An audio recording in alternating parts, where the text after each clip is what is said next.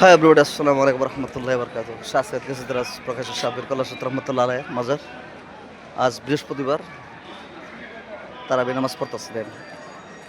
আস্তাগফিরুল্লাহ, নামাজটা পাইলাম না এসে। মনে হচ্ছে যে নামাজটা পড়ব, নামাজ আরম্ভ হয়ে গেছে। আর বিশেষ করে নামাজটা আসলে তারাবি নামাজটা আমার পড়তে একটু সমস্যা হয়। 20 রাকাত নামাজ, আল্লাহ মাফ করো, আস্তাগফিরুল্লাহ। আল্লাহ তো ইনশাআল্লাহ রেগুলার যাক। আজকে যে বিষয়, যে সাবজেক্টটা নিয়ে, সাবজেক্ট হলো হরমুজ প্রণালী। হরমুজ প্রণালী এটা ইরানের একটা অর্ধাংশ, যেখান থেকে তেল আসে, তেল পৃথিবীটা চলে। আজকে বাহরাইন, আমরা মুসলমান হয়ে মুসলমানদের ক্ষতি করি। বাহরাইনের একটা জাহাজ, মানে স্পিড বোট আর কি, প্রায় 245 জন গোয়েন্দা সংস্থা, গুপ্তচর্যা যেটা বলা হয়, তারা চাইছিল ইরানে ঢুকতে। হরমুজ প্রলার যে এরিয়াটা আছে না, প্রতিদিন তো নাকাবন্দি করে লাগছে সব।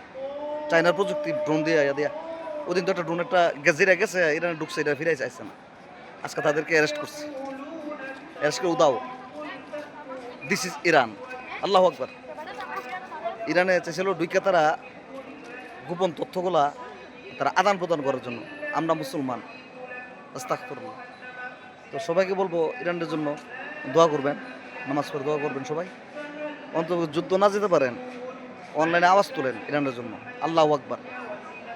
এর মধ্যে ইউকের প্রেসিডেন্ট, যে লন্ডনের প্রেসিডেন্ট বলছে, ডাইরেক্ট ডোনাল্ড ট্রাম্পকে বলছে, আর বেশি বাইরেন না তুমি, তুই আর বেশি বাইরিস, মানে বাড়িস না, বাড়লে তুই কিন্তু সারা বিশ্বের মধ্যে কিন্তু একটা বিশাল ধরনের একটা ক্ষতিগ্রস্ত করবো। আর এই তৃতীয় বিশ্বযুদ্ধ আরম্ভ হয়ে যাবো, সারা পৃথিবীটা লন্ডভন্ড হয়ে যাবো, মানে অর্থাৎ ইউরোপ শেষ হয়ে যাবো, এশিয়া উঠতে যাবো, ইউরোপ ধ্বংস হয়ে যাবো, আমরা কিছু হবে না।